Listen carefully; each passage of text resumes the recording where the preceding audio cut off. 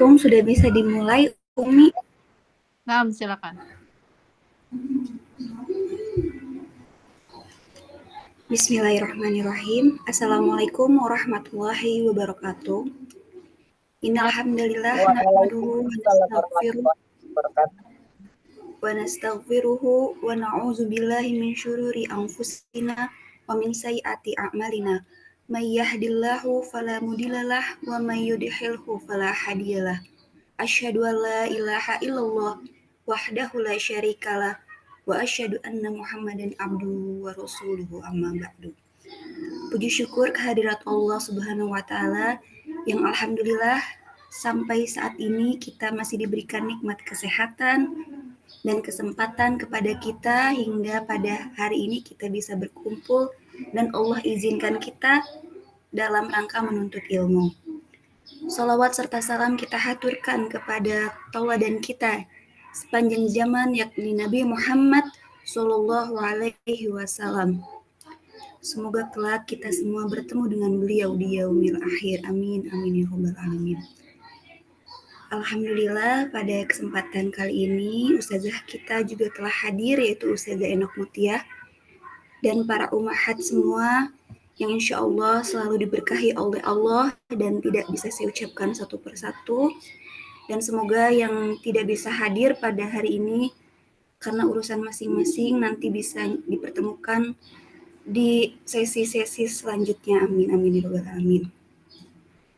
Sebelum majelis ilmu ini kita mulai, marilah kita sama-sama buka dengan membaca Quran. Semoga niat baik kita hari ini dapat berjalan dengan lancar. Amin ya rabbal alamin. Al-Fatihah. A'udzubillahi minasyaitonirrajim. Bismillahirrahmanirrahim. Alhamdulillahi rabbil alamin arrahmanir rahim maliki yaumiddin. Iyyaka na'budu wa iyyaka nasta'in ihdinas siratal mustaqim siratal ladzina an'amta 'alaihim ghairil maghdubi 'alaihim waladdallin. Amin amin ya rabbal alamin. Selanjutnya ialah pembaca ayat suci Al-Quran dan seri tilawah yang langsung dibacakan insyaallah oleh Umi Lani. Kepada Umi Lani dipersilahkan. Tafadhol Umi. Baik, jazakillah khair. Assalamualaikum warahmatullahi wabarakatuh. Waalaikumsalam warahmatullahi wabarakatuh.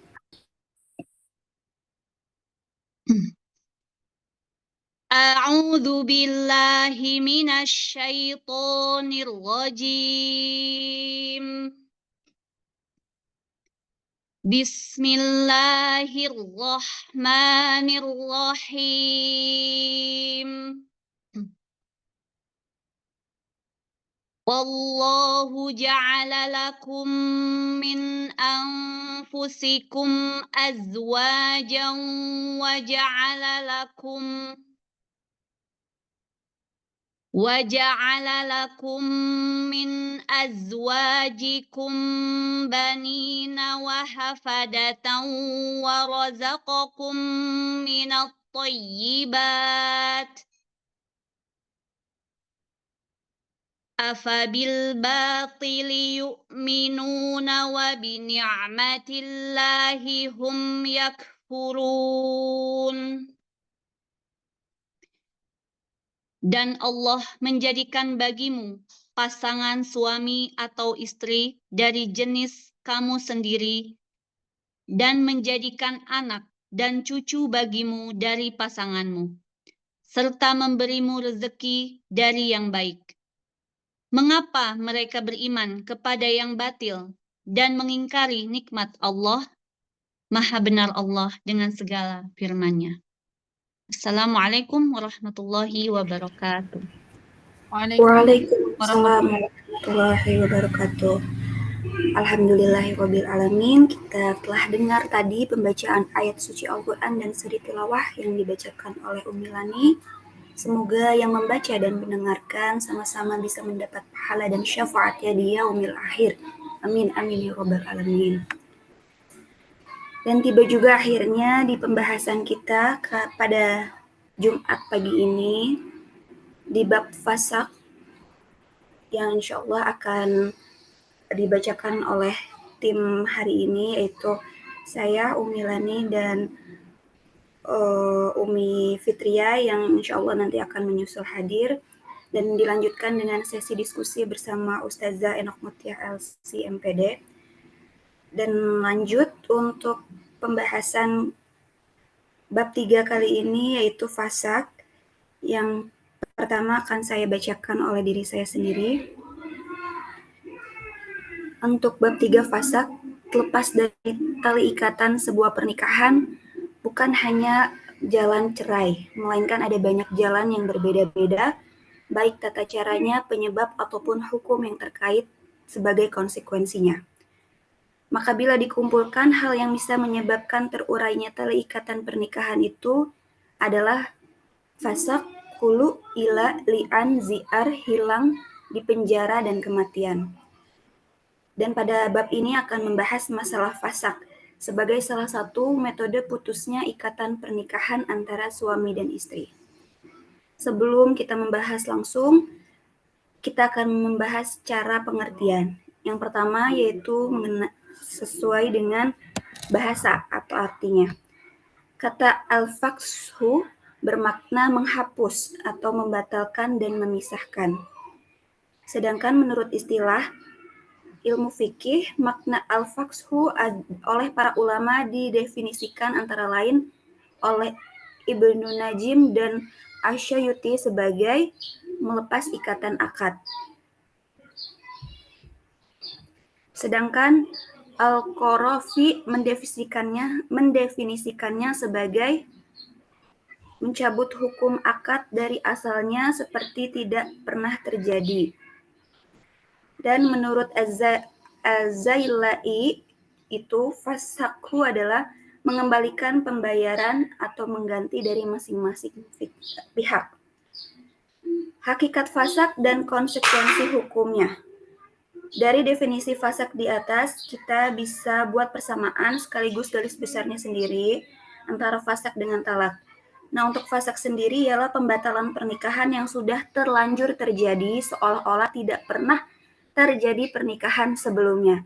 Itu yang harus digarisbawahi. Sedangkan talak bukanlah pembatalan pernikahan, melainkan menyudahi hubungan pernikahan yang sudah berjalan sampai situ. Persamaan antara fasak dan talak ialah sama-sama memutuskan hubungan pernikahan antara suami dan istri, sehingga setelah fasak atau talak keduanya secara hukum sudah bukan lagi pasangan suami dan istri. Dan perbedaannya antara keduanya yaitu sama-sama memisahkan hubungan pernikahan antara suami dan istri, namun status dan konsekuensi hukum yang mengikuti di belakangnya berbeda. Kalau diibaratkan dengan menyewa rumah, maka fasak itu adalah pembatalan sewa rumah sehingga uang dikembalikan dan pihak penyewa meski sempat menempati rumah itu, setelah fasak tentu tidak lagi menempati rumah sewaan itu. Dalam hal ini, terjadi dalam fasak adalah batalnya perjanjian sewa-menyewa. Sedangkan talak, kalau diibaratkan dengan sewa rumah, ini kita ibaratkan dengan sewa rumah ya Umi, tidak meneruskan sewa atau tidak memperpanjang kontrak rumah setelah sebelumnya sudah terjadi sewa-menyewa sekian lama. Dalam hal ini yang terjadi dalam talak adalah tidak diteruskannya perjanjian sewa-menyewa tersebut. Maka apabila terjadi kasus di mana sepasang suami istri berpisah dengan cara fasak, dalam perkawinan mereka secara hukum ini seolah-olah mereka belum pernah menikah sebelumnya. A. Fasak tidak hanya datang dari pihak suami. Berbeda dengan talak yang hanya bisa dilakukan oleh pihak suami kepada istri, fasak ini bisa dilakukan oleh pihak suami dan juga oleh pihak istri.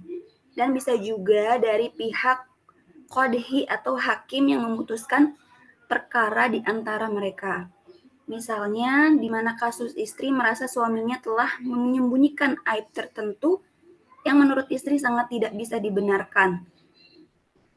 Masa istri dalam hal ini berhak untuk mengajukan fasak. Dan dalam kasus di mana pasangan suami istri yang sudah resmi menikah, ternyata terbukti bahwa keduanya punya hubungan saudara sepersusuan, maka dalam hal ini fasak bisa dilakukan oleh qadhi atau hakim itu. B. Fasak tidak mengenal fasak 1, 2, maupun 3 seperti talak. Dalam perkara talak, syariat Islam membatasi talak itu hanya 2 kali, yang masih boleh rujuk atau menikah ulang. Sedangkan talak yang ketiga bisa lagi melakukan rujuk atau nikah ulang. Sedangkan dalam perkara fasak, syariat Islam tidak mengenal hitungan fasak 1, 2, atau 3. C. Fasak membutuhkan sebab tertentu. Di dalam kasus talak, secara hukum suami berhak menjatuhkan talak kepada istrinya meskipun tidak punya suatu alasan tertentu atau tanpa harus menyebutkan alasannya kenapa.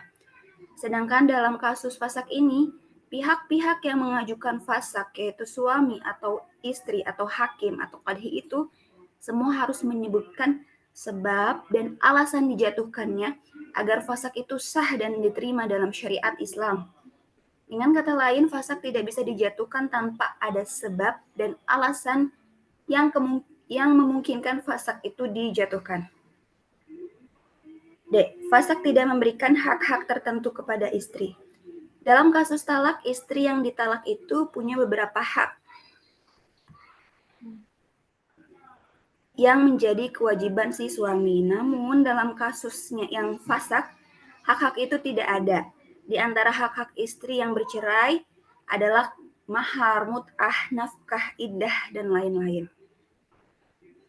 Untuk mahar sendiri yang kita tahu adalah pada kasus talak dari pihak suami kepada istri yang belum lunas apabila sudah terjadi dukhul, maka suami wajib melunasinya. Sedangkan dalam kasus fasak, hak untuk mendapatkan mahar gugur dengan sendirinya.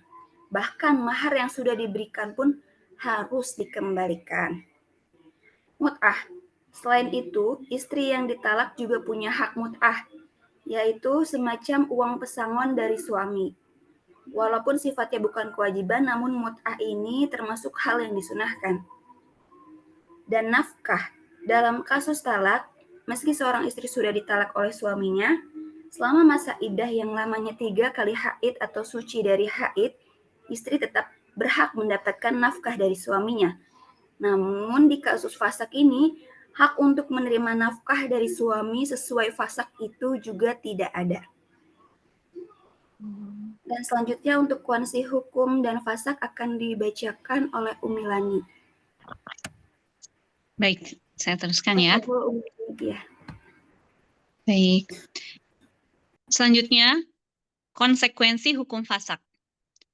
Dan oleh karena itu ada beberapa konsekuensi hukum yang berlaku di belakang fasak. Yang pertama, suami bukan duda dan istri bukan janda. Pasangan suami dan istri yang berpisah dengan cara fasak, status keduanya sama-sama bukan duda dan janda. Keduanya terhitung masih tetap berstatus perjaka dan perawan di mata hukum.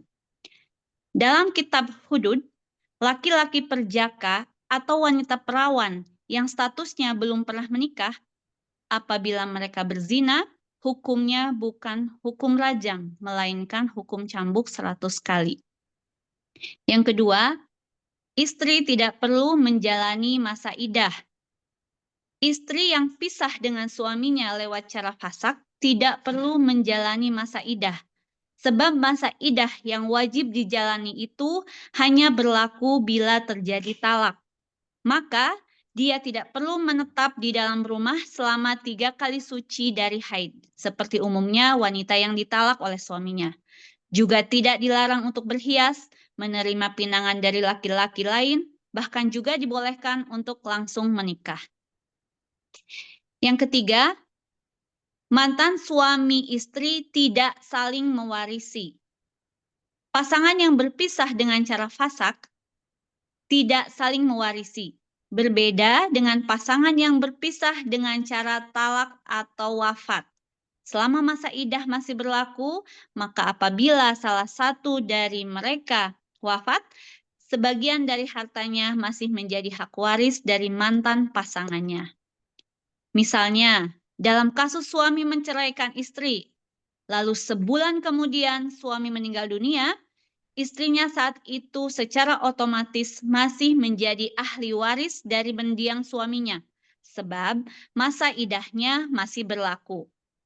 Sedangkan dalam kasus suami istri yang berpisah dengan cara fasakh, begitu keputusan fasakh berlaku, maka keduanya sama-sama tidak saling mewarisi. Misalnya, suaminya wafat, maka mantan istrinya tidak berhak atas harta mantan suaminya itu. Begitu juga kalau istrinya meninggal, maka suaminya itu tidak berhak menerima waris dari mendiang istrinya. D. Penyebab fasakh.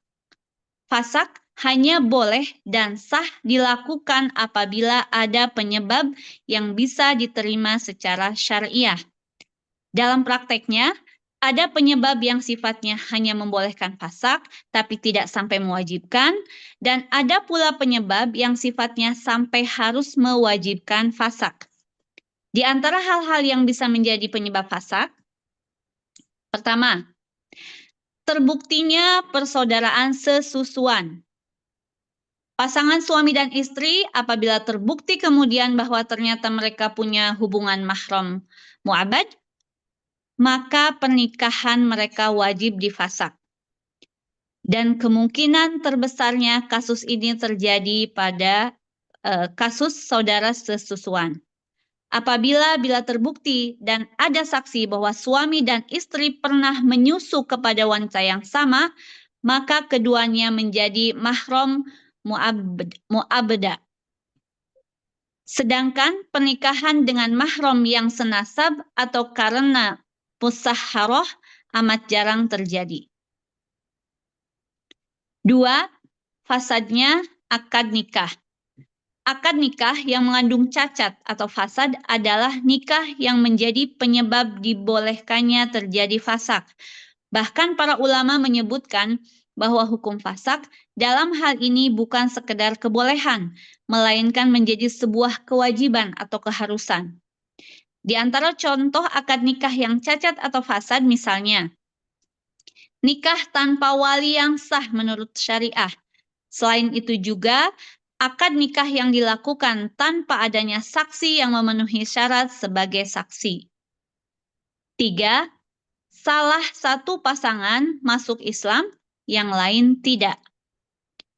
Bila pasangan suami istri yang non-muslim, lalu salah satunya masuk Islam, dan yang lainnya tetap bertahan dalam agama sebelumnya, maka hal itu bisa menjadi salah satu sebab fasakh atau atas pernikahan mereka. 4. Murtadnya salah satu pasangan. Apabila salah seorang dari suami istri murtad dan keluar dari agama Islam, sedangkan pasangannya masih tetap memeluk agama Islam, maka pernikahan mereka difasakh. Yang 5, khiyar bulugh. Istilah khiyar bulugh maksudnya adalah pilihan yang diberikan kepada seorang wanita yang sejak sebelum balik telah dinikahkan oleh wali yang bukan ayah atau kakeknya. Ketika wanita yang terlanjur jadi istri orang itu memasuki usia balik, dirinya berhak mengajukan fasakh atas pernikahan itu, kalau memang dia menginginkan. Yang 6, khiyar ifaqah minal junun. Khiyar ifaqah minal junun artinya adalah pilihan sembuh dari kegilaan. Maksudnya adalah pilihan bagi suami atau istri untuk mengajukan fasakh atas pasangannya yang tidak kunjung sembuh dari penyakit gilanya. Namun hak fasakh yang satu ini hanya dikemukakan oleh mazhab Al-Hanafiyah saja. 7. Terdapatnya aib. Aib yang terdapat pada masing-masing pihak, baik pihak suami atau pihak istri, menurut para ulama termasuk di antara sebab-sebab yang memungkinkan terjadinya fasakh. Namun para ulama berbeda pendapat dalam menetapkan bentuk dan jenis aib yang dimaksud. 8. Kurangnya mahar atau nafkah dari suami. Dalam kasus di mana seorang suami tidak mau melunasi mahar sesuai dengan yang telah disetujuinya atau berbeda dengan tarif pasarannya, maka pihak istri berhak mengajukan fasakh nikah. Demikian pula apabila suami menahan kewajibannya dengan tidak memberikan nafkah kepada istrinya, maka istri berhak untuk mengajukan fasakh. 9. Tidak sekufu. Tidak sekufu dalam istilah bahasa Arabnya sering disebut adamul kafa'ah. Adamul kafa'ah. Kafa'ah. Kafa'ah dalam hal ini bermakna mumatsalah, yaitu kesetaraan, dan musawwah, itu kesamaan. Maksudnya, keadaan di mana suami dan istri tidak setara atau tidak saling sekufu. Menurut para ulama, bisa menjadi salah satu penyebab dijatuhkannya fasakh dari masing-masing pihak. Di antara hal-hal yang bisa dijadikan ukuran dalam kesetaraan antara suami dan istri adalah masalah kualitas pemahaman dan pelaksanaan ajaran agama, nasab, status kemerdekaan, penghasilan, kekayaan, tidak adanya aib, dan lainnya. Ya, alhamdulillah. Selanjutnya untuk E akan dilanjut oleh Umi Fitria. Kepada Umi Fitria dipersilahkan.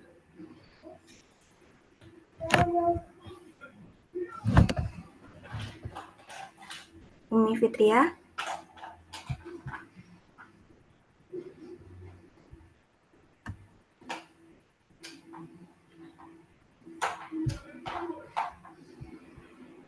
Halo. Dilanjut saja ya, Ami. Mungkin beliau. Iya, mungkin beliau belum hadir. Ya, dilanjut oleh saya langsung.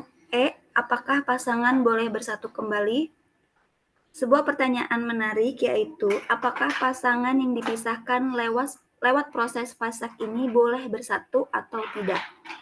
Jawabannya adalah membolehkan pasangan itu kembali bersatu lagi, dan ada jenis fasakh yang tidak boleh membolehkan kembali lagi. Jadi ada 2. Bisa kembali lagi ini, pada dasarnya semua berpisah lewat fasakh masih dimungkinkan untuk kembali lagi.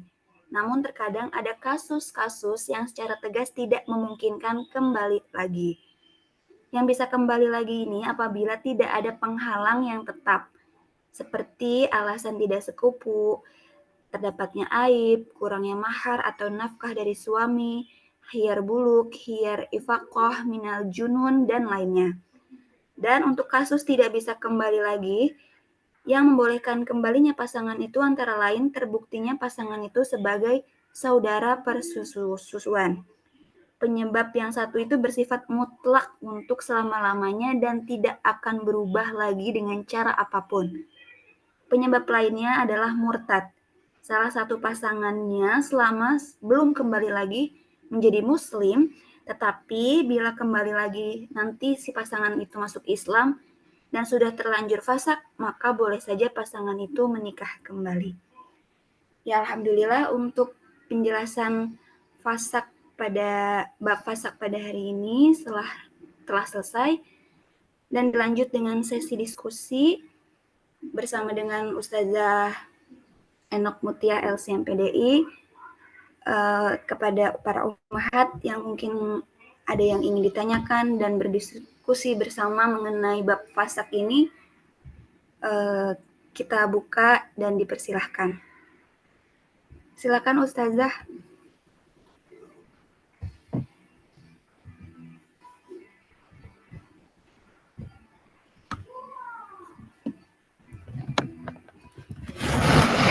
Ada mungkin Umi ada yang ingin ditanyakan atau sudah jelas mengenai fasakh ini, bisa langsung ditanyakan kepada Ustazah, dan juga mungkin nanti sedikit bisa dijelaskan oleh Umi Lani dan Umi Fitria, atau mungkin ada yang mau didiskusikan.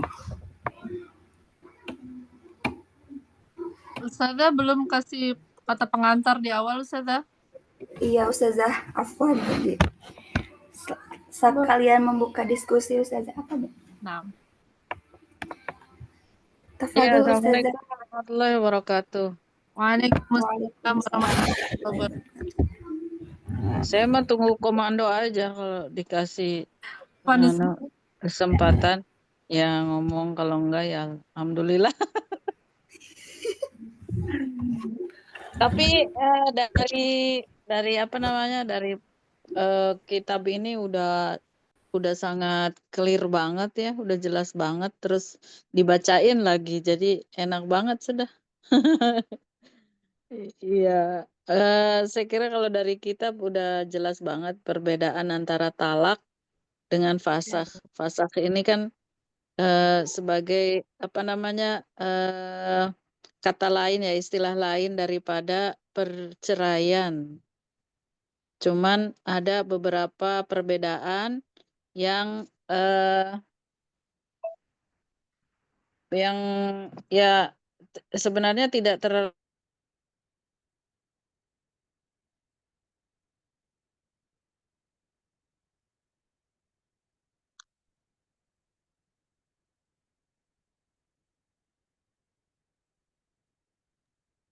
Ustazah, Ustazah sinyalnya perbedaannya hilang. dengan Ustazah putus suaranya. iya kak. Nah, baru ada lagi. Diulang Ustazah, afwan.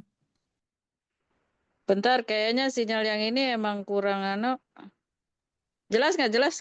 Jelas, sekarang jelas. Tadi agak sempat. Oh ya. Jadi perbedaan antara talak dengan fasakh ini udah nampak di sini jelas banget ya. Jadi saya kira nggak perlu saya terangkan kembali, tapi nanti kalau misalnya ada yang ragu-ragu ya boleh diulang lagi sama Bulani sama Ami. Saya kira nggak ada yang terlalu ngejelimet lah dalam pembahasan fasakh. Bedanya fasakh adalah pembatalan pernikahan, jadi kembali apa namanya, bujang dan gadis gitu statusnya, walaupun dia sudah melakukan hubungan intim. Nah, kalau ada anak juga tetap harus dipisahkan itu. Harus dipisahkan, tetapi nanti ada semacam berita acara gitu. Berita acara kalau misalnya ya anak itu lahir dari pernikahan yang tidak seharusnya, karena misalnya ibu bapaknya adalah satu persusuan gitu. Jelas ya, silakan kalau mau didiskusikan, monggo moderator.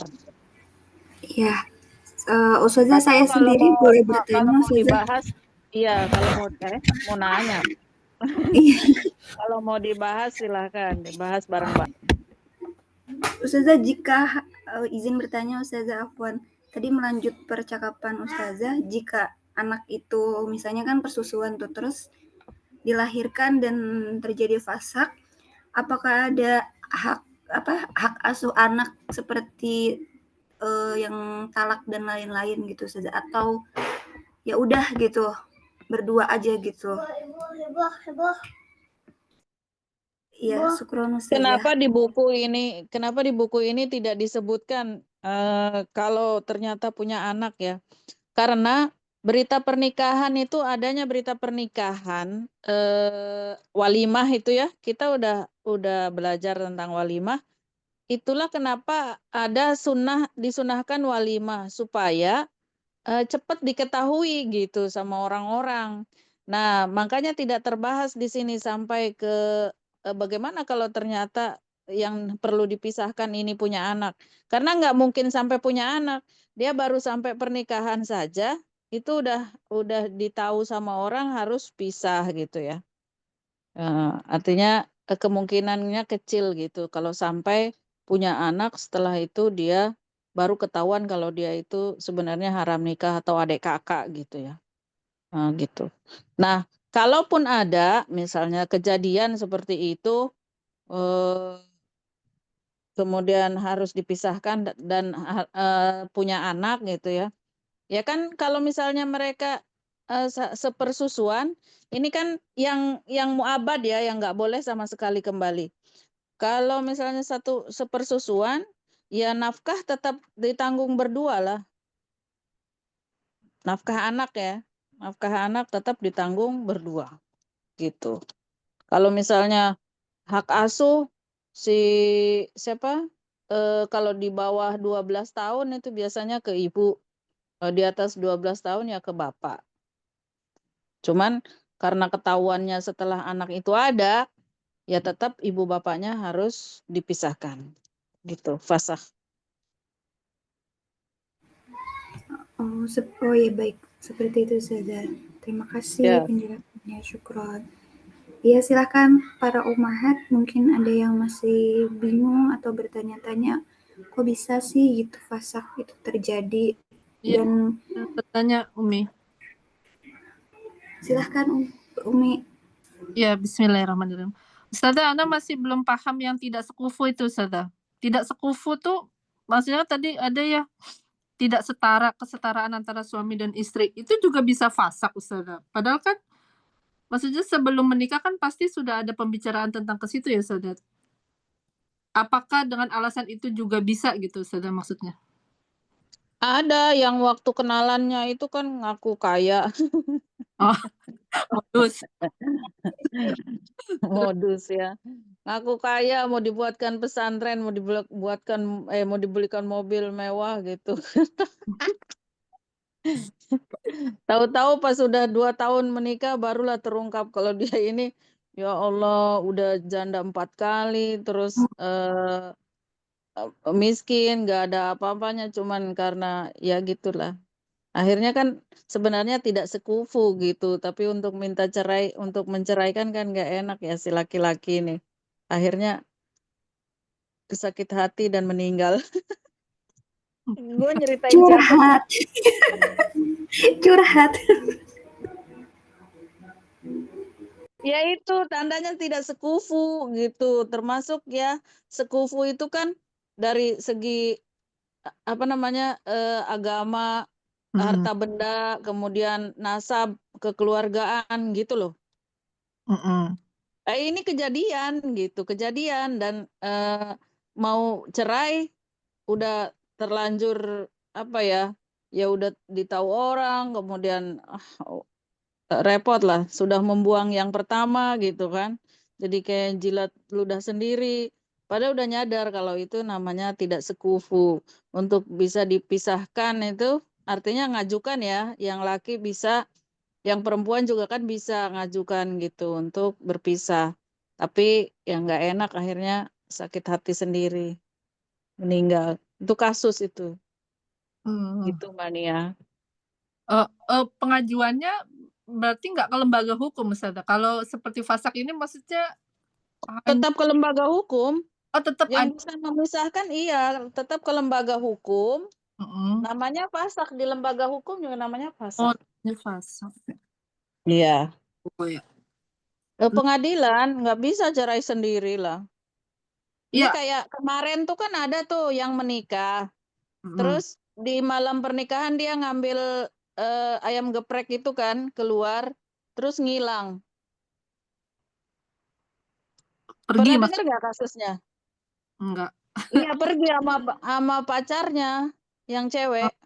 Ya Allah. Udah Astagfirullah. nikah, siangnya nikah, akad, terus sorenya itu malamnya dia izin mau ambil COD apa ayam geprek katanya gitu. Pas dia keluar nggak balik-balik sampai 3 hari, terus ngelapor anunya suaminya kan, dicari ke sana kemari nggak ada, terus tahu-tahu udah berapa hari itu ada di rumah pacarnya, mantan pacarnya di kota lain. Nah kayak gitu terus dia ngajukan pembatalan kan, rugi dong si suami. Nah, kalau dibilang duda gitu kan orang nggak ngapa-ngapain, terus akhirnya bukan cerai jadinya, jadi pembatalan, fasakh. Jadi si suami tetap perjaka si istri juga tetap gadis gitu. Pembatalan. Kemudian dikembalikan kan semuanya. Minta dikembalikan semua yang sudah diberikan oleh pihak laki-laki, kecuali ya prasmanan yang sudah dimakan. Hmm. Oh gitu ya. Iya, ada yang kayak gitu. Itu namanya pasah. Pasah. Baru paham sih Ustazah. Masya Allah. Nah, Ustazah. Iya. Khair. Tapi kan ada yang bisa kembali, ada yang nggak bisa kembali tuh. Kalau penyebabnya adalah haram muabad itu kan seperti Susuan itu tadi saudara Susuan kan nggak boleh selamanya menikah lagi balik lagi ya itu kalau itu nggak boleh balik. Tapi ada yang boleh balik kalau karena misalnya kurang sekufu si suami nggak mau nafkahin kan atau karena dia waktu dinikahin kan ada yang nikahin orang gila itu kita pernah ya belajar kan boleh nikahin orang gila gitu kan. Kalau mungkin orang gilanya yang suka kan lah aneh-aneh lah gitu terus yang lainnya mau gitu. Nah begitu dia sadar si orang gila ini terus dia minta pisah boleh itu fasakh namanya. Atau dia orang sadar waktu nikah sadar tapi habis itu gara-gara pernikahan itu dia stres terus eh, gila terus si suaminya nggak terima misalnya istrinya gila nggak sembuh-sembuh boleh juga fasakh nah, gitulah itu penyebabnya dan itu kalau misalnya dia sadar lagi maksudnya dia sembuh terus mau balik suaminya ya boleh kalau kayak gitu kan cuman karena dia tidak ada idah tidak ada dia saat kembali dia harus dengan mahar dan akad baru seperti yang itu loh yang nggak akadnya pertalakannya nggak ada talak roji'inya. Ya paham insyaallah. Nah, kalau yang persusuan itu kenapa nggak langsung talak aja Ustazah? Harus pakai fasakh. Fasakh namanya. Oh ya. Nah. Ya siap Ustazah. Oke. Umi moderator. Iya, syukran Ustazah dan Umi. Ya mungkin setelah tadi Umi Rusnia sudah bertanya, Umi lain yang masih bertanya-tanya di dalam hati, dikeluarkan saja pertanyaannya mumpung ada Ustazah dan kita sama-sama bisa tahu lebih jauh seperti apa fasad itu, atau mungkin ingin curhat mengenai masalah lainnya yang masih berhubungan dengan fasad atau di luar fasad. Tafadol Umi.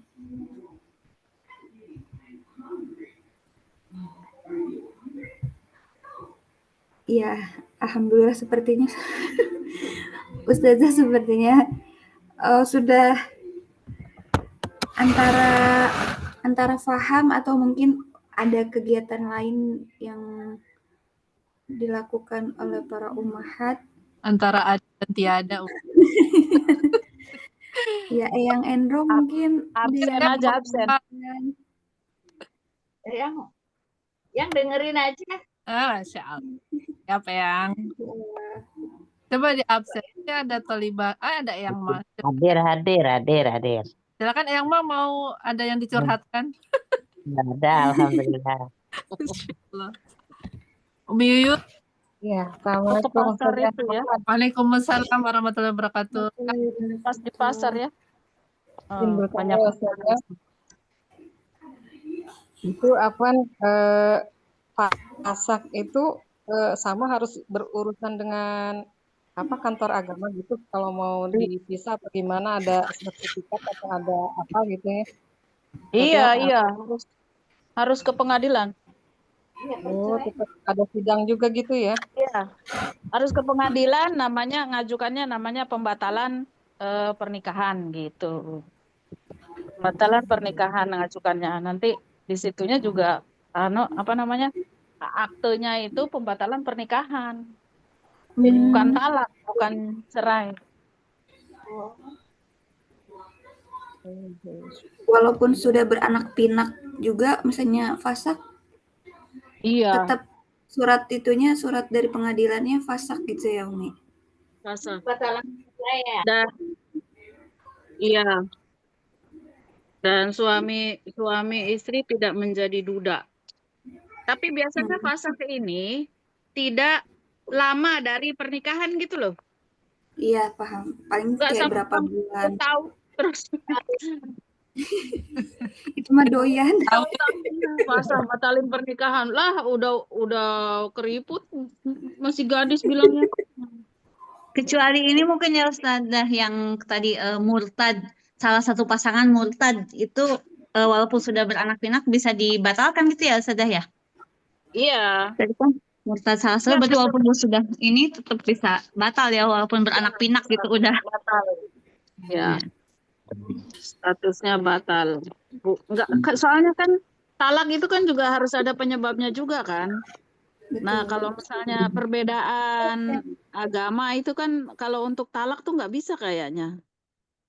Jadi namanya fasakh. Gitu ya. Jadi kondisi rumah tangga baik-baik saja gitu. Cuman bedanya ya karena dia pindah agama dan nggak ridho kan suami atau istrinya.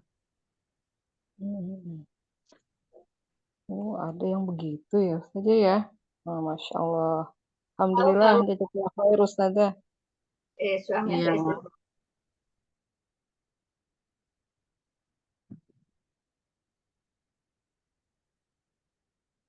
Siap. Tapi jika seperti itu, untuk lingkungan kan kalau yang minim ilmu gitu ya, Ustazah pasti taunya kan ya mereka cerai, mereka talak gitu. Berarti kan Ya. ya udah gitu ya, kita diemin aja gitu walaupun dalam status itu menjadi tidak duda dan tidak janda seperti itu, tapi kan pasti dicapnya duda dan janda ya, Ustazah. Ya. Ya kalau untuk menghindari apa namanya omongan orang gitu ya. Misalnya udah ada calon lagi ini mau nikah nih kan nggak ada iddah ya. Ya anu lah bersabarlah dulu gitu kan. Bersabarlah dulu nggak usah yang kayak gitu banget nanti orang yang nggak paham itu kan jadi bahan gunjingan kayak gitu. Tapi kan kayaknya nggak mungkin deh. Sekarang pisah, pasah, langsung nikah lagi kan nggak mungkin. Ya kalau dia itu mungkin muslim yang baik gitu kan, fasah ya fasah aja dulu untuk menyelamatkan agamanya gitu. Tapi kalau untuk menyelamatkan dunianya juga ya dia harus menghindari fitnah gitu loh.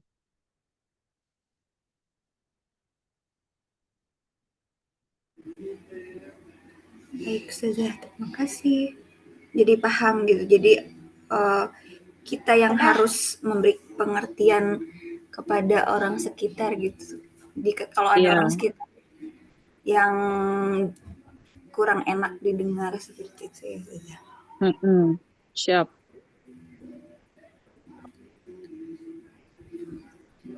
Ya, dari umi-umi yang lain, para umahat ada yang ingin ditanyakan kembali? Memang simple sih ya, pembahasannya simple terus anunya di apa namanya di kitabnya udah lengkap banget jadi kayaknya ngerti semua. Mau diskusi yang lain nggak apa-apa. Nggak perlu tentang fasah. Ya, tafadhol umahat.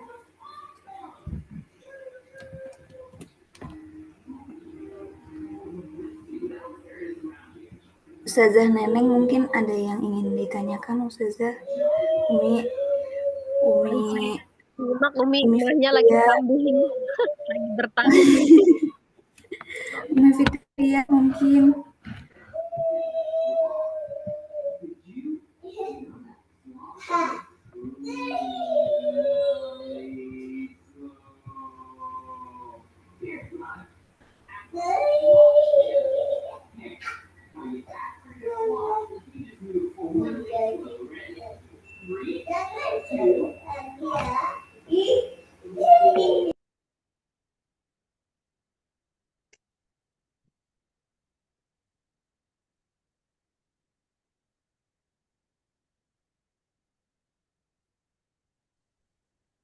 Mahat, mau bobo aja.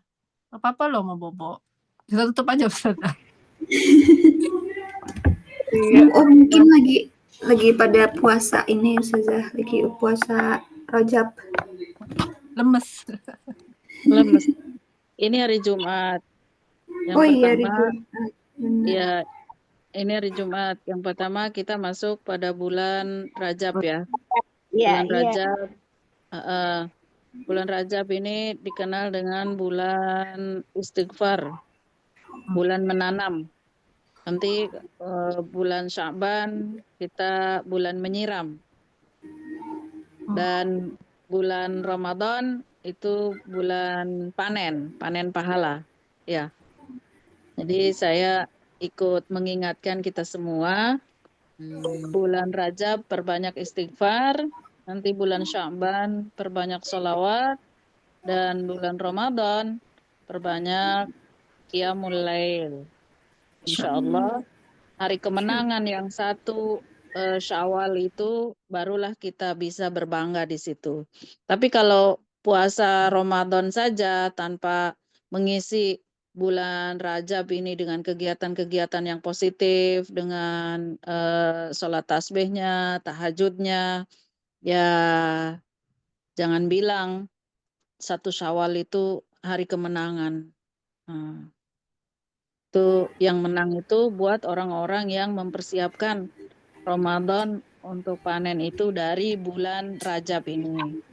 Jadi silakan hidupkan bulan Rajabnya dengan amalia-amalia yang positif. Tambahlah kalau hari-hari biasanya itu duhanya 4 rakaat, 6 rakaat. Jadi bulan Rajab ini kita tambah lagi lebih banyak.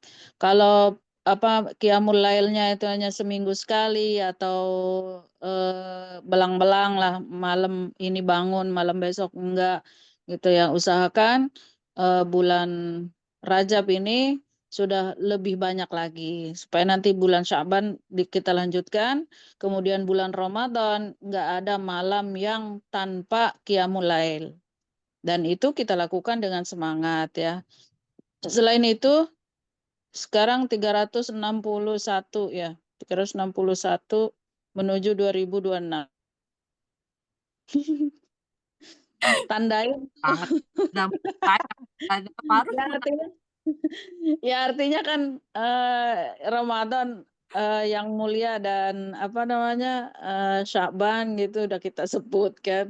Tuh sekarang menuju 2026 kita nih seringnya baru akhir tahun aja baru teringat resolusi yang sudah dilakukan sama resolusi yang enggak gitu kan, yang udah tercapai yang belum. Jadi ada muhasabahnya itu di akhir saja. Coba dari awal kita udah pasang ancang-ancang gitu ya. 365 hari, sekarang 362 hari lagi. Karena sudah 5 hari 3 hari masuk kan ya. Jadi itu tandain. Jangan sampai ada yang bolong ibadah-ibadah kita di 1 tahun ke depan gitu. Terlebih ya bulan-bulan Hijriah ya yang ada momen-momen istimewa seperti bulan Rajab ini. Please deh, please. Sholat tasbihnya malam Jumat dihidupkan setiap malam Jumat ya. Kemudian tahajudnya setiap malam gitu. Kalau dulu minimal bilangnya dulu ya sebelum ngaji itu minimal 2 rakaat. Kalau sekarang ya minimal 4 rakaat, 8 rakaat gitu. Ya, udah umur semakin nambah, ibadahnya juga makin nambah. Gitu loh. Puasanya juga, dan Rasulullah itu nggak pernah puasa yang full di luar Ramadan itu kecuali di bulan Rajab, sebulan penuh. Di bulan Rajab ini karena bulan Rajab ini termasuk bulan yang dimuliakan oleh Allah dari 4 bulan yang lainnya.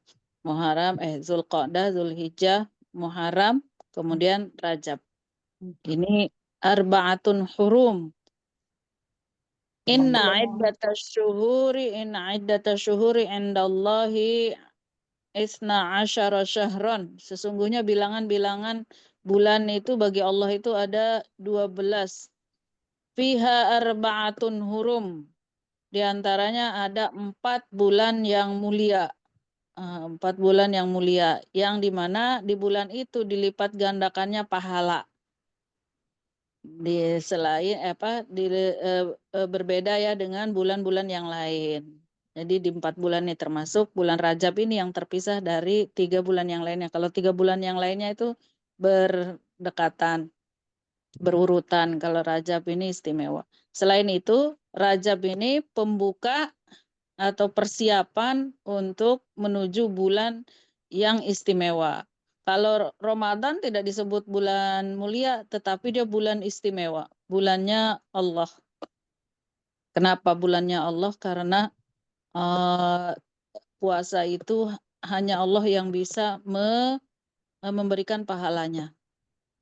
Tahu kadar-kadar keikhlasan hati kita dalam berpuasa itu hanya Allah yang tahu. Dan puasa itu hanya untuk Allah, bukan untuk diri sendiri. Halo? Ya, Ustazah hadir. Iya, begitu ceritanya. Ini motivasi aja daripada gabut ya. Daripada gabut. Ustazah izin bertanya boleh Boleh. di luar dari kan nanti insya Allah kalau masih diberi umur panjang gitu ya setelah lahiran kan kebetulan full puasa itu masuk nifas ya. Ya. Berarti kan kita tidak puasa full tuh selama 30 hari tapi jika nifas itu sampai 30 sampai 40 hari gitu diberikannya. Itu menurut Imam Syafi'i sempat nanya-nanya juga tapi belum kayak masih ragu gitu. Ada yang bilang ya udah ganti aja. Ada yang bilang ganti tapi harus dengan fidyah juga. Terus ada yang bilang nggak usah ganti, fidyah aja gitu. Nah terus kan karena kebetulan ini pertama kalinya saya puasa sampai full kayak gitu full bolong seperti itu nanti itu kalau menganut mazhab Imam Syafi'i itu kita harusnya dari ketiga itu yang mana yang harus kita ikuti gitu Ustazah? Itu bisa dijawab sama Utinia itu.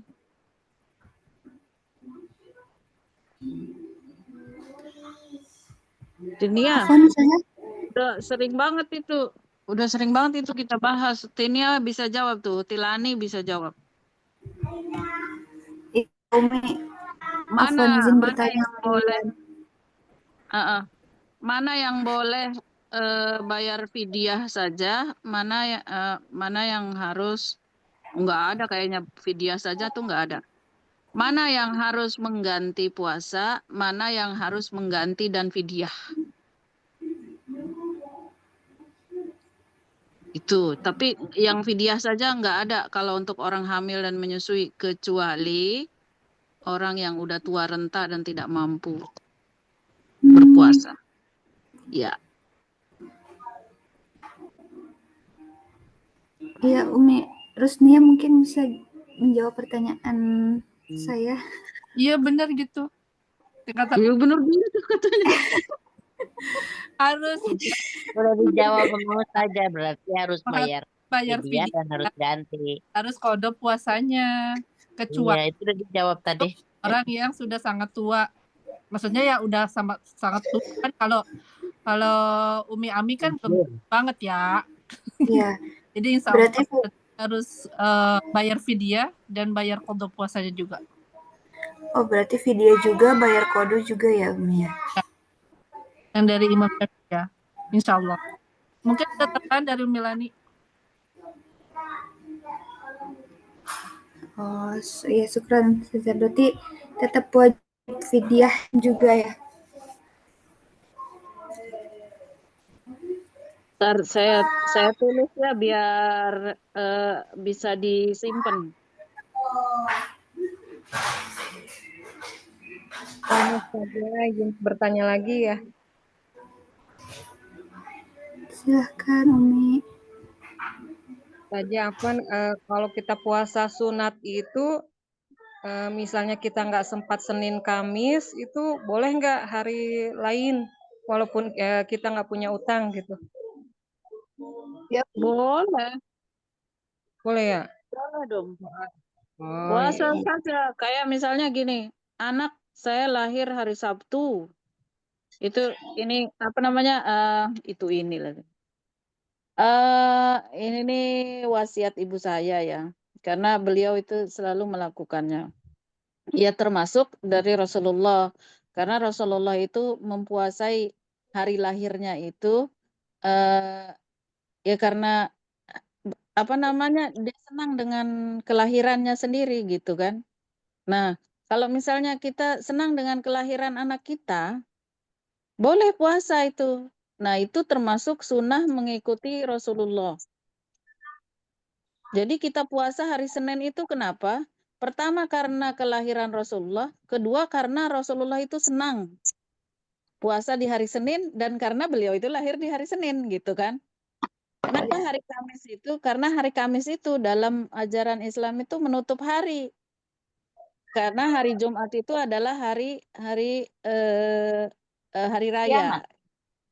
Hari kiamat, hari raya. Dan iya dalam satu riwayat itu bahwa bukan hanya satu riwayat, banyak riwayat bahwa hari Jumat kiamat itu terjadi pada hari Jumat supaya kita di akhir hidup kita itu dalam kondisi yang baik, maka puasalah di hari Kamis. Adapun misalnya tidak hari Senin Kamis, itu karena ada fadilah-fadilahnya ya, makanya kenapa dipilih Senin Kamis. Selain itu juga menurut kesehatan bahwa dalam 1 minggu full itu jangan sampai nggak puasa. Jangan sampai nggak pernah puasa gitu seminggu full. Karena lambung kita ini juga dia butuh istirahat dan butuh apa itu namanya ya istirahat lah untuk perbaikan elemen tubuh gitu kan, peremajaan. Nah itu. Nah kalau misalnya tidak mampu di hari Senin dan Kamis dalam 1 minggu itu, misalnya hari Senin ada undangan, ya silahkanlah hari yang lain. Cuman kan nggak boleh menghususkan hari Jumat, kecuali digabungkan dengan hari lain. Misalnya Kamis Jumat atau Jumat dengan Sabtu gitu. Silahkan puasa di hari lain. Anak saya lahir misalnya hari Selasa, dia lagi ujian nih, mau masuk CPNS, saya puasain lah di hari lahirnya nggak apa-apa. Itu amanat ibu saya itu. Oh, Itu iya, Bunda. iya. Baik, jadi khair saja.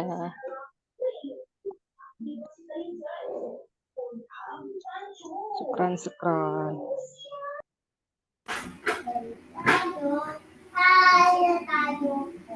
Selain Umi Yuyun, ada lagi mungkin yang ingin ditanyakan di luar dari pembahasan kita hari ini?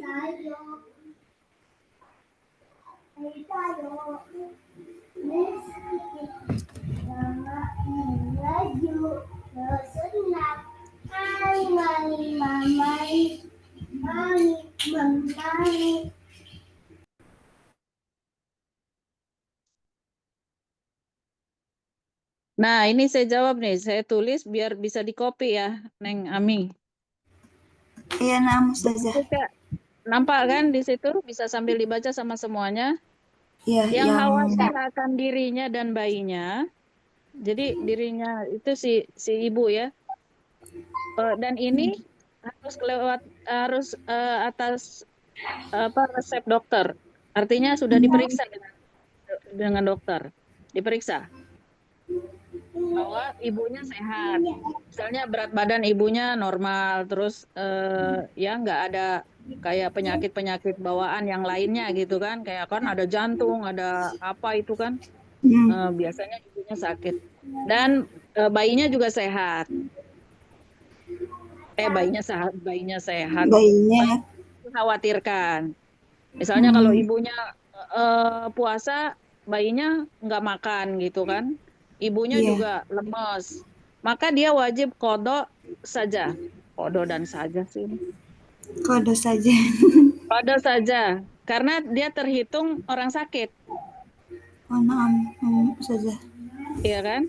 Karena dia terhitung orang sakit. Kan orang sakit tuh hanya qada saja kan? Nggak perlu bayar fidyah. Barang siapa yang sakit dalam ayat Quran itu, maka dia fa'idatu min ayyamin ukhor. Dia boleh mengganti pada bulan atau pada hari lain. Qada itu. Tapi kalau khawatir pada bayinya saja, berarti ibunya sehat toh? Iya, maaf Ustazah. Ya. Khawatir bayinya saja, bayinya ini kurang sehat nih di dalam. Makanya yang tahu itu hanya dokter. Artinya periksa dokter dong gitu kan di USG, perkembangannya kurang nih, Bun. Ibunya sih bagus, kuat gitu kan kalau nggak puasa. Kalau puasa. Tapi anaknya ketika diajak puasa sama ibunya, anaknya kurus, anaknya tidak berkembang, bayinya tidak sehat. Maka dia wajib qada dan fidyah karena ibunya itu sehat sebenarnya. Tapi dia meninggalkan puasa kan? Maka itu sebagai denda. Oh gitu saja, berarti itu ya tergantung dari pemeriksaan dokter itu sendiri nanti gimana ya Umi ya Ustazah. Nah, ada puasa tuh kan? Terus tanya sama dokter, kalau yang sunah-sunah ini mah nggak apa-apa, nggak juga. Tapi sekali-kali nggak dicoba kan? Sahur tapi malamnya. Nah, kalau puasa itu periksa sama dokter USG, kan tanya ke dokter, dok gimana saya apakah bisa puasa gitu. Kalau Pak dokternya, wah kayaknya sih sehat, coba aja puasa Bu gitu. Nah, puasa sehari 2 hari, misalnya ngerasa badan nggak enak, pergi lagi ke dokter. Pak dokter saya gini-gini, nanti dokter akan periksa lagi. Gitu. Jangan serta-merta juga. Nggak usah deh, ini lagi hamil gitu. Nggak gitu juga kan? Baik Ustazah. Ini berlaku juga untuk nifas ya Ustazah? Menyusui bukan nifas. Kalau nifas mah jelas qada saja dia karena tidak bayar fidyah kalau. Oh berarti kalau nifas qada saja tanpa fidyah ya Ustazah? Ya. Oh iya. Fidyahnya nanti fidyahnya dibayar ketika hari itu tidak puasa ya. Di hari tidak puasa itu bayar, keluarin, jangan ditumpuk. Ya, jangan ditumpuk. Izan ya di belakangnya. Kenapa Ustazah? Ada izan, itu suaranya izan. Iya ada izan.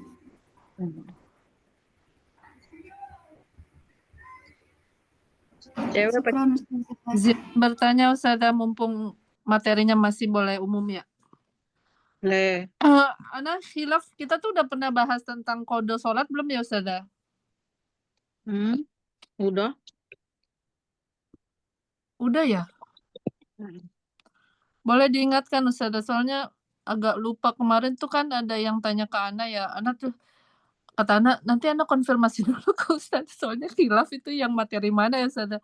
Jadi dia tuh dengar ceramahnya Ustazah siapa khilaf ya, terus nanya ke Ana, bener nggak kalau di fikih itu boleh kita mengkode sholat-sholat yang sudah lalu-lalu gitu, karena kan ya mungkin dulunya maksudnya pasti ada yang tertinggal sholat wajibnya kita gitu, dan baru bisa dikode sekarang, itu betul nggak Ustazah? Soalnya Ana lupa Ustazah. Maksudnya ini kode yang sudah lalu gitu, yang sudah lama tuh zamannya masih bandel. Iya. Masih suka ninggalin sholat, ternyata sekarang boleh ya, emang boleh ya gitu. Jadi tanya gitu, makanya nanti Ana konfirmasi ke Ustazah Ana ya, Ana juga khilaf waktu itu. Gimana Ustazah? Iya, boleh. Boleh selagi masih hidup Boleh kitanya. seterusnya ya Ustazah. Karena kan apa ya, berapa yang tertinggal sholatnya kita ya. Berarti ya, betul. Dilaksanakannya setelah kita sholat fardu kita, baru sholat qadha itu. Iya. Niatnya sholat qadha aja gitu. Qadha, iya. Sholat qadha. Oh, nah. Ya, boleh, boleh. Qadha sholat-sholat yang pernah ditinggalkan. Qadha itu kan mengganti sholat yang ditinggalkan ya dengan sengaja ya. Dengan sengaja artinya apa? Iya, dengan Kan sengaja karena itu ya, kelalaian, terus ya, bandel tuh, terus apalagi yang belum paham hukum gitu. betul. Ya, boleh. Setelah paham hukum kan, yo apa sih? Nah, tua begini kan baru ngerasa nggak nyaman gitu ninggalin sholat ya. Iya, sekarang juga kalau pergi kemana-mana nggak bisa kalau nggak sholat dulu. Nah, Ya, Ustazah. walaupun ditinggal kan, misalnya nggak keburu misalnya kan, tetap aja rasanya itu nggak nyaman. Buru-buru kita langsung ganti saat itu juga kan. Tapi kalau dulu kan ya namanya orang lagi bandel. Ya saya juga pernah lah waktu masih SMP, SMA bahkan waktu itu. Kadang masih Masih sekolah. nakal. Berarti Masih jahiliyah. zaman jahiliyah betul ya, Masya Allah. Syukran Ustazah. Ustazah Ya, maaf, mau nyambung Ustazah boleh? boleh. Pertanyaan tadi Ustazah ya. Yang saya pahami dan saya pernah dengar, emang ada yang bilang boleh kodo. Nah kodo yang sebelum-sebelumnya waktu kita SMA itu bisa jadi gini pengertiannya. Kalau yang baru kan kita bisa langsung, tapi kalau yang udah lama kita nggak bisa ngitung. Tapi nggak apa-apa kita lakukan aja, misalnya asar, habis asar wajib langsung ngasar kodo. Berapa Iya. kali kodo. Terus misalnya subuh langsung kodo begitu-begitu terus aja sebisanya kita merasa oh sekian harus diganti, ya udah. Nah seperti itu ada yang bilang. Tapi ada yang bilang lagi Ustadz yang bilang tidak bisa dikodo, tapi rawatib itu yang akan mengganti kekurangan-kekurangan. Jadi sholat rawatibnya dijaga untuk mengisi yang bolong-bolong dulu itu. Nah itu kan berarti ada dua pengertian. Nah kemudian ada Ustadz satu yang lagi yang bilang kodo, dia menekankannya seperti gini. Kalaupun ternyata kodo itu Tuhan tidak membenarkan, maka tidak boleh kan nggak tahu. Ya nggak masalah, toh nggak ada ruginya juga kita ngerjakan. Tapi kalau ternyata itu diakui sama Allah, kita kan rugi. Nah ada dia Ustadz itu membuat pembenaran meyakinkan kalau kodo itu mau dilakukan ya bisa aja. Tapi ada satu sisi yang bilang rawatib aja yang akan membolong-bolong, yang bolong itu akan ditutup-tutup. Akhirnya saya cuma berpikir gini, kadang saya kalau yang mendadak itu ya saya tutup akhirnya kodo juga, misalnya yang baru kemarin wah kelewat saya kodo. Tapi kalau yang lama-lama saya cuma berhitungnya ada dirawatibnya. Nah kayak gitu gimana pelintan apa kita nggak gitu nggak memegang satu pernyataan gitu. Kalau saya ngambil yang kita kodok itu, kadang ada yang memang sengaja terasa gitu, dengan sengaja kita tinggalkan gitu kan. Nah itu kan mohon ampunnya itu kan nggak tahu ya gimana caranya, ya sudah dengan mengganti sholat. Tapi ada juga sholat-sholat yang mungkin saat kita belum udah balik tapi belum nyampe ilmunya kadang nggak sholat gitu, dan saat itu ya menggantinya ya tadi itu Ya. iya, menggantinya ya dengan rawatib dan sunah-sunah yang lainnya. Tetapi kalau yang sengaja terasa banget tinggalin gitu, ya ganti. Oh iya, jadi benar, jadi saya lakukan yang terasa baru itu saya lakukan kodok, yang lama-lama saya anggap dari rawatibnya aja ya Ustazah. Jadi dua-duanya sebenarnya bisa ya Ustazah ya. Lama itu pun kerasa gitu. Pernah nih waktu ngapain gitu terus sengaja banget tinggalin sholat. Iya. Ya biasa kalau pulang sekolah kan Ustazah. Ya pulang sekolah biasanya tidur dulu gitu ya. Tidur dulu lolos. Masya Allah. Dibikin jamaah tahlil bisa nggak Ustazah? Kalau kayak ketiduran atau udah asar, waduh tadi zuhur belum, langsung saya bikin jamaah tahlilnya yang untuk zuhur. Nah dulu itu nggak tahu jamaah takhir kan, ya sudah lakukan sholat asar aja tinggalin. Nah itu yang terasa kan setelah itu, dulu tuh kayak gini, ya udah makanya sekarang sholatnya ganti kodok. Kalau yang sekarang ini ya jelas lah, kalau buru-buru terus nggak nyampe juga ya jelas lah kodok langsung, atau niat jamak takhir sebelum habis waktunya kalau niat jamak itu. Oh, Kalau gitu ya sudah Ustazah ya? itu kodok namanya. Oh gitu. Waduh, Ih, pada keliru dong kasih info nih. Maksudnya mm-mm. dengar-dengar ceramahnya kan macam-macam. Jadi ada yang bilang, ada yang tanya juga, misalnya mau isya yang didahulukan maghribnya dulu atau isya baru maghribnya gitu. Kalau yang saya pernah dengar, Iya, sebenarnya kalau iya. misalnya udah masuk isya, kalau nggak berjamaah maghribnya dulu baru isya. Tapi kalau berjamaah isya dulu baru maghribnya. Betul nggak itu saja? Gimana Iya. gimana? Jadi misalnya maghribnya ketinggalan udah masuk isya. Nah, Jadi mana yang didahulukan untuk jamaah tahlilnya? ah, Maghribnya dulu, apa sholat udah isyanya niat, dulu? Nah, terus saya udah dapat niat. pengetahuan, dapat ilmu, katanya maghribnya dulu kalau sholat sendiri, karena udah ketinggalan dulu. Jadi jamaah tahlil maghrib baru sholat isya biasa. Tapi ada yang bilang kalau berjamaah, isyanya dulu yang dipakai, ikut berjamaah isya, baru kita sholat jamaah tahlil maghribnya. Gitu betul nggak Ustazah? Nah, yang dilakukan sekarang gitu, kalau emang keliru ya saya perbaiki gitu loh. Dan saya infokan juga yang Ustazah Benar. kasih tahu Mungkin gitu loh. kita sholat jamak takhir. Kalau misalnya sholat maghrib masih di jalan ya, terus Mm-mm. kayaknya nggak akan ngejar atau Mm-mm. mepet banget, maka niatkan di waktu maghrib itu untuk jamak Iya. takhir. Oke, Mm-mm. jangan Iya. nunggu sampai habis waktunya. Tapi kan itu Untung-untung. baru niatnya. Nanti dilaksanakannya itu loh saja. Tapi kalau misalnya sudah niat mau jamak, Iya. ternyata rumah itu masih ada waktu untuk sholat keadaan ya, maka dia sholat maghrib, tunggu ke sholat isya karena masih ada waktu nyampe rumah. Tapi sebelumnya dari jalan gitu ya, itu udah niat mau sholat jamak, tapi nyampe rumah masih ada waktu, maka dia sholat maghrib dulu. Nah, kalau misalnya ternyata nyampe rumah memang sudah tidak ada waktu maghrib. Kemudian Iya. ada yang sholat isya, maka ikut sholat isya. Iya. Sholat Sama isya sekali. berjamaah misalnya ya. Iya. Baru Iya. setelah isya itu baru sholat maghrib.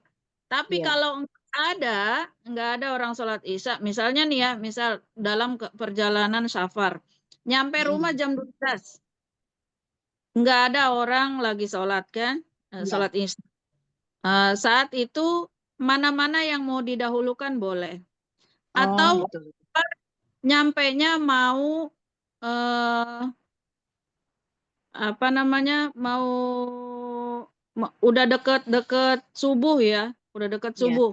Maka Iya. saat itu yang didahulukan adalah sholat isya. Oh, iya. Iya. Baru Tuh. maghribnya ya. Oh, iya.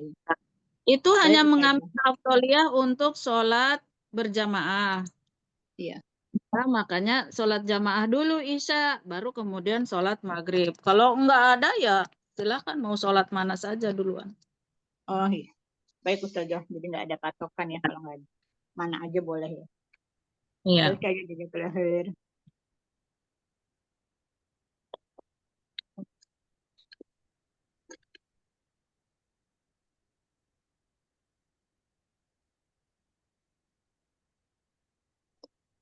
Ya, kok. Halo. Halo, ya Umi Tini. Udah cukup jelas. Jajak terakhir saja.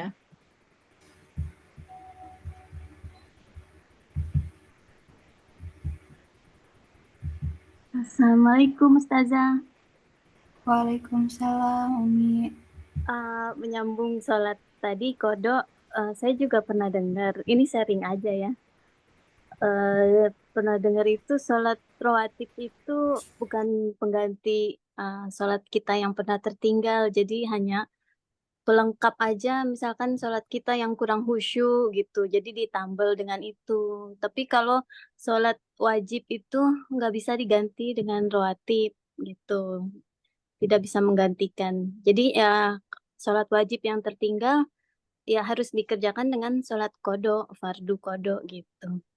Karena satu sholat fardu, satu waktu yang kita tinggalkan nggak bisa kita ganti walaupun kita pergi haji ribuan kali bolak-balik gitu yang pernah saya dengar sih. Gitu. Gimana Ustazah apa pendapatnya? Syukron. Afwan, syukron Umi Reni.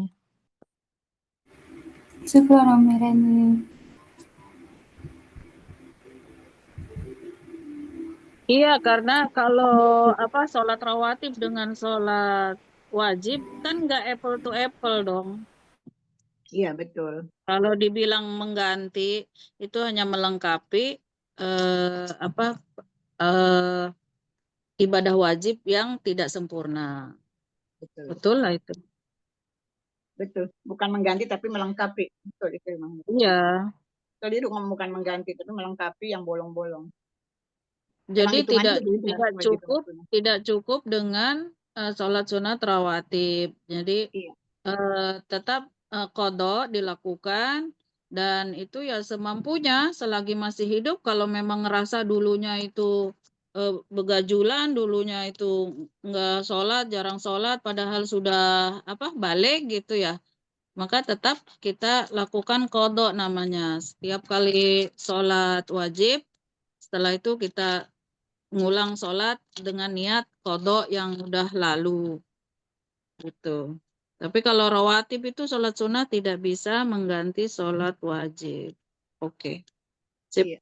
Mantap. Ya Ustazah, ini ada lagi katanya juga sholat qadha itu kalau kita kerjain itu kita termasuk golongan orang-orang yang bertaubat gitu. Mantap. Alhamdulillah, Masya Allah.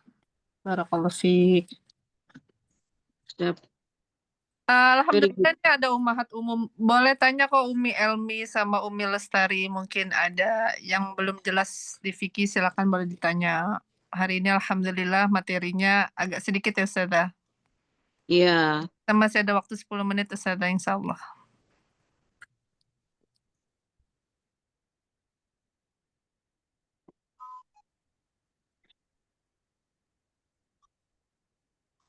Ini nulis apa? Buat not lagi saja tentang qadha sholat. Ya Rana share di kelas lagi Ustazah. Kayaknya nih. Reni. Boleh, Ustazah Reni bantu bikin note Ustazah. Not sholat, qadha sholat.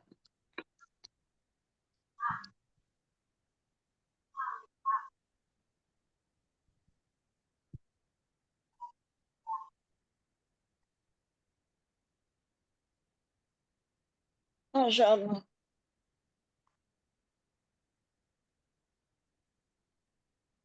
Udah cukup. Selamat tahun baru ya. 2025. Ya. Bang gabut. Gabut. Mana Ustazah? Kullu am wa antum bi khair. Kullu am wa antum bi khair. Tuliskan Uti Reni itu not qadha sholat. Lebih lengkap itu. Itu tahu.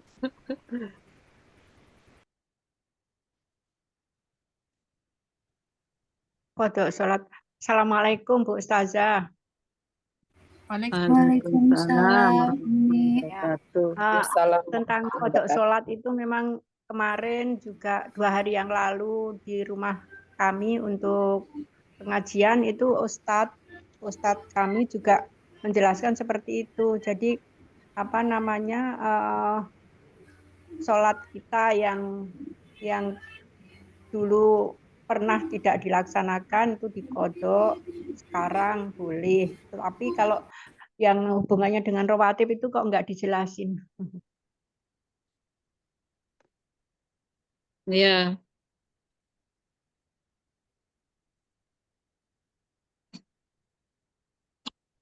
Ya alhamdulillah sudah ditambahin tadi sama Uti Reni. Ya. Siap.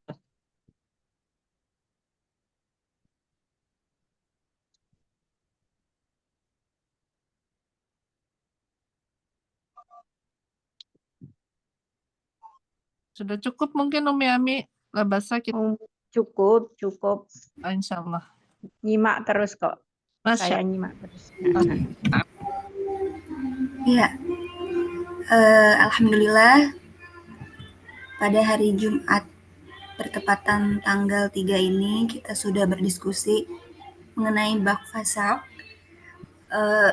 dan terima kasih juga kepada Ustazah Enok Mutia yang sudah mau membagikan ilmunya terus-menerus kepada kita yang fakir ilmu ini, insya Allah menjadi ladang pahala dan juga menjadikan kita yang tadinya belum tahu ilmu menjadi tahu dan mengamalkannya lagi kepada orang-orang sekitar kita dan menjadi tambahan jariah untuk ustazah sampai nanti menjadi tiket masuk surganya. Amin amin ya robbal alamin. Dan untuk saat ini berarti kita tutup pertemuan kita dengan doa yang akan dipimpin oleh Umi Lani. Pada Umi Lani dipersilahkan, tafadhol Umi. Ya, silakan Umi Lani. Bismillahirrahmanirrahim. Alhamdulillahirabbil alamin. Allahumma sholli ala sayyidina Muhammadin wa ala alihi wa ashabihi ajmain. Allahumma arhamna bil Qur'an waj'alhu lana imaman wa nuran wa hudan wa rahmah. Allahumma dzakirna minhu ma nasina wa 'allimna minhu ma jahilna warzuqna tilawatahu al-laili wa atrafan nahar waj'alhu lana huzzatan ya rabbal alamin. Ya Allah, rahmatilah kami dengan Al-Quran. Jadikan ia pimpinan, cahaya, petunjuk dan rahmat. Ya Allah, ingatkanlah kami apa yang terlupa darinya, dan ajarkanlah apa yang tidak kami ketahui darinya. Dan berikanlah kami rejeki membacanya sepanjang siang dan malam. Serta jadikanlah ia hujah penolong kami. Wahai Tuhan semesta alam. Rabbana anfa'na bima 'allamtana. Rabbi 'alimna alladhi yanfa'una. Rabbi faqihna wa faqih ahlana. Wa qarabati lana fi dinina. Tawassalna bita'limin. Antarzuqnal wasi'ah wa anta tarzuqnal amanah. Ya Allah, berilah kami manfaat dari apa yang telah Engkau ajarkan pada kami. Ya Allah, berilah kami pengetahuan terhadap apa yang bermanfaat bagi kami. Ya Allah, berilah pemahaman pada kami dan pada keluarga kami, serta para kerabat kami dalam memahami agama.